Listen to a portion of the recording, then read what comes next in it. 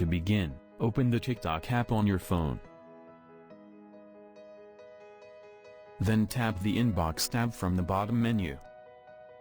Now tap on the New Chat button, located at the top left corner of the screen. To add participants, you can use the search bar to find, or you can select multiple users by selecting their names from the below list. After selecting the participants, tap on the Start Group Chat button.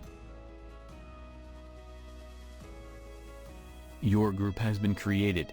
You can now change the group name.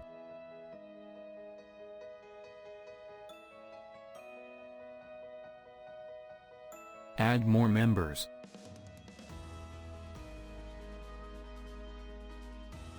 And share the group with others. Once the group chat is created, you and the selected participants can start chatting in the group.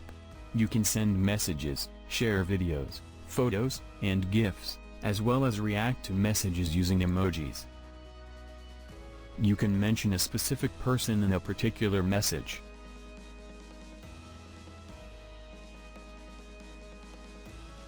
For more options, tap the three dots from the top right corner. From here you can add or remove any members, delete the group chat, leave the group chat, and also change several group chat settings.